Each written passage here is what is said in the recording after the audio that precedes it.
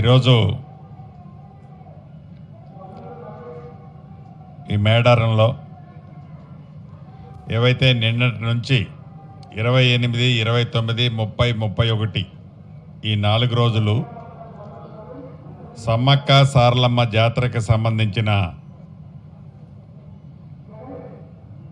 మహా జాతర కుంభమేళాని మరిపించే విధంగా లక్షలాది మంది ఇప్పటికే ఈ ప్రాంతానికి తరలి రావటం జరిగింది. సుమారు 10 కిలోమీటర్ల రేడియస్లో ఏ ప్రాంతం చూసినా జనసముద్రంతో నిండి ఉంది. స్థానిక శాసనసభ్యురాలు ఆదివాసీ బిడ్డ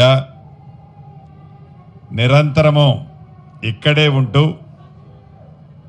ఈ జాతరకు సంబంధించిన అన్ని కార్యక్రమాలని పర్యవేక్షిస్తూ సూచనలు చేస్తూ భక్తులకి ఎక్కడ అసౌకర్యం కలగకుండా ఉండే విధంగా రాష్ట్ర ప్రభుత్వం గౌరవ ముఖ్యమంత్రి రేవంత్ రెడ్డి గారు కానీ కేబినెట్ సహచర మంత్రులందరి ఆలోచనలకు అనుగుణంగా ఇక్కడే ఉండి మా సోదరిమణి సీతక్క గారు పర్యవేక్షిస్తున్నారు. నిన్న సాయంత్రం నేను వచ్చాను, అంతకుముందు అడ్లూరు లక్ష్మణ్ గారు కూడా వచ్చారు. భక్తులకి ఏవైతే మంచి సౌకర్యాలు కల్పించాలనుకునే దాంట్లో భాగంగా ప్రతి ఇంచిని పర్యవేక్షిస్తూ అధికారులకు సూచనలు చేస్తూ ఎవరైతే కేంద్రం నుంచి వచ్చిన ఉదయం 2 కేంద్ర మంత్రులు వచ్చారు, గిరిజన శాఖ మంత్రివర్యులు, అదే రకంగా బొగ్గు గనుల శాఖ మంత్రివర్యులు కూడా వచ్చారు. ప్రోటోకాల్ ప్రకారం రాష్ట్ర ప్రభుత్వ పక్షాన 3 మంత్రులం వారికి స్వాగతం పలికి వారికి అమ్మవార్ల దర్శనం చేయించి పంపించడం జరిగింది. అదేవిధంగా ఏవైతే వివిధ ప్రాంతాల నుంచి కేవలం ఒక్క తెలంగాణ రాష్ట్రంలోనే ఆదివాసులే కాకుండా ఆదివాసీ ఇతరులతో పాటు పరిసర రాష్ట్రాల నుంచి కూడా పెద్ద ఎత్తున భక్తులు ఇక్కడికి రావటం జరుగుతుంది.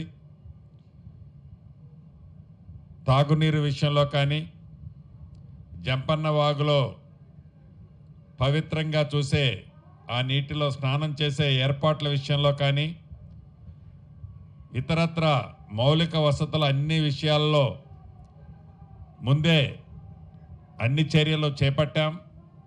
ఆ చేపట్టిన చర్యల్లో భాగంగా ఎక్కడా ఇప్పటి వరకు అమ్మవార్ల దయతో చిన్న సంఘటన కూడా ఏమీ జరగకుండా చాలా ప్రశాంతంగా కూలుగా లక్షలాది మంది, నాకు తెలిసి ఇప్పుడే అధికారులని ప్రెస్ మీట్కి రావడానికి ముందు అడిగాను, నిన్న సుమారు 25 నుంచి 28 లక్షల మంది పైచీలకు వచ్చారని, ఈరోజు ఇప్పటికే సుమారు 30 లక్షలు దాటిందని అధికారులు అంచనా వేస్తున్నారు. ఇది మరింత ఈరోజు రాత్రికి సమ్మక్క గద్దె మీదకి ఈరోజు సాయంత్రం ఇచ్చేస్తున్నారు. వారు వచ్చిన తర్వాత భక్తుల పోటు మరింత పెరుగుద్ది. అది at a time more than 1 crore public ఈ మేడారానికి ఒక్క తెలంగాణ రాష్ట్రంలోని గిరిజనులు గిరిజనేతరులే కాకుండా పరిసర రాష్ట్రాల నుంచి కూడా భక్తులు వస్తున్నారనేది సమాచారం ఉంది. దానికి తగ్గ అన్ని ఏర్పాట్లు రాష్ట్ర ప్రభుత్వ పక్షాన సహచర మంత్రులు అందరం దగ్గరుండి అది పర్యవేక్షిస్తున్నాం. తప్పకుండా భక్తులకు ఎక్కడా అసౌకర్యం కలగకుండా ఉండే విధంగా ఎవరైనా ఒకళ్ళు ఇద్దరు సోషల్ మీడియాలో దుష్ప్రచారాలు ఏవైనా చేసినా ఆ దుష్ప్రచారాలు ఏవి కూడా నమ్మాల్సిన పని లేదు.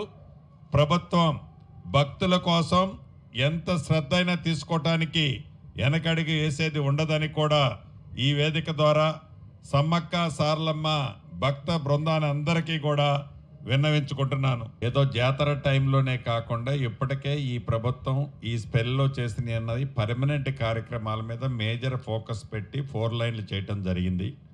అంతర్గతంగా ఒక 10 కిలోమీటర్స్ రేడియస్ వరకు.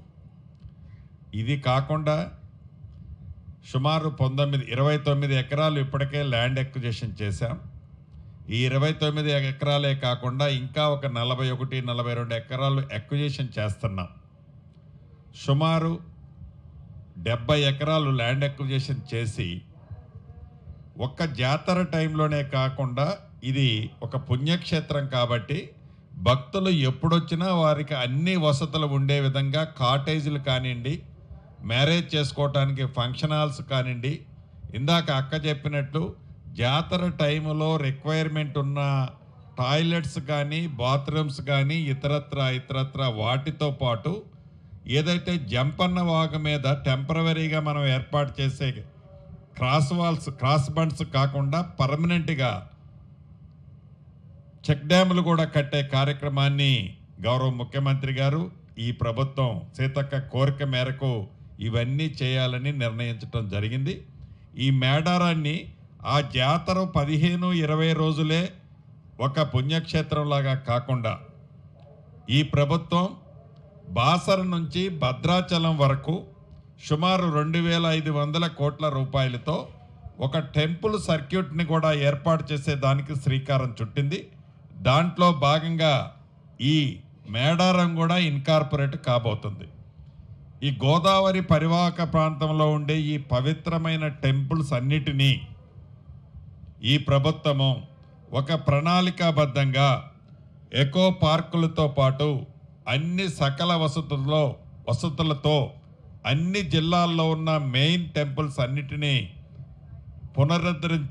పునరుద్ధరణతో పాటు అక్కడ కావాల్సిన వసతులు కానీ, అడవి ప్రాంతంలో ఉన్న రిసార్ట్స్ లాంటి డెవలప్ చేయటం కానీ, గోదావరి రివర్ ఫ్రంట్ ప్రాంతంలో కూడా డెవలప్మెంట్ చేయటం కానీ, గోదావరి ఫ్లడ్ బ్యాంక్ని ఆనుకొని ఒక 4 లైన్ రోడ్డుని నిర్మించే కార్యక్రమాన్ని కానీ, ఒక మాస్టర్ ప్లాన్తో ఈ గోదావరి పరివాహక ప్రాంతాన్ని బాసర టు భద్రాచలం కాన్సెప్ట్తో, అంటే ఇటు స్టార్టింగ్లో బాసర ఉంది, మన రాష్ట్రం ఎండు అటుపక్క భద్రాచలం ఉంది గోదావరిని ఆనుకొని చేసే ప్రణాళికని ఆల్రెడీ లాస్ట్ ఇక్కడ జరిగిన క్యాబినెట్లో అమ్మవార్ల సాక్షిగా క్యాబినెట్ నిర్ణయం తీసుకుంది.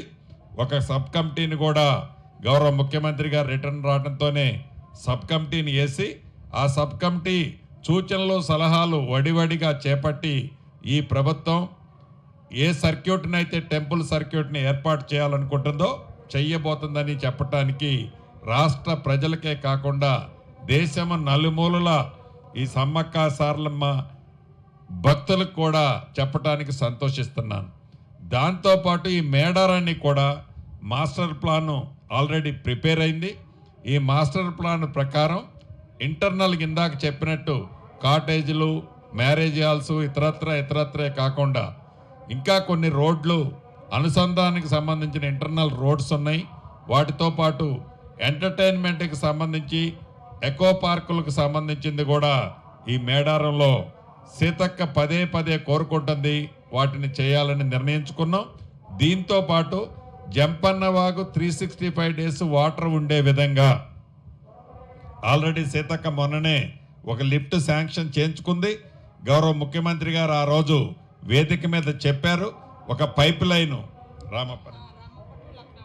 రామప్ప టు లక్నవరానికి ఒక పైప్ లైన్ ఏర్పాటు చేసి Laknavaram to Jampanna Vagu, Ramappa to Laknavaram to Jampanna Vagu, అంటే రామప్పలో నీటిని జంపన్నవాగు వరకు ఓయా లక్నవరం నుంచి ఏర్పాటు చేసే కార్యక్రమాన్ని గౌరవ ముఖ్యమంత్రి గారు మొన్న వేదిక మీద అనౌన్స్ చేశారు. సీతక్క కోరిక మేరకు అంటే 365 రోజులు జంపన్నవాగులో రామప్ప నీరు, రామప్ప టు లక్నవరం టు జంపన్నవాగు, ఈ నీరు నిరంతరము ఉండే విధంగా చెక్ డ్యాములు కట్టి వాటర్ ఎప్పుడూ ఉండే విధంగా కార్యక్రమాన్ని కూడా ఈ ప్రభుత్వం చేపట్టిందని చెప్పడానికి సంతోషిస్తున్నాను. కేంద్ర ప్రభుత్వం ఎప్పుడూ కూడా మాటలు చెప్పటం తప్ప ఈ రోజు వరకు ఈ టెంపుల్కి కానీ టెంపుల్స్ విషయంలో కానీ అనుకున్నది ఇచ్చింది ఏమీ లేదు. ఇందాకే గౌరవ కేంద్ర మంత్రివారి కిషన్ రెడ్డి గారు చెప్పినట్టు దీనికి 3,20,00,000 26,00,000 ఇచ్చామని చెప్పారు. వారే చెప్పారు, నేను చెప్పక్కర్లా. ఫిగర్లు కూడా అదే రకంగా మేము పదే నేను అడిగాను, సీతక్క అడిగింది, మా ట్రైబల్ మినిస్టర్ లక్ష్మణ్ గారు కూడా అడిగారు. దీన్ని జాతీయ ఫెస్టివల్ కింద మీరు అనౌన్స్ చేయాలని. అది తప్ప మిగతా అన్ని ఆన్సర్ చేశారు.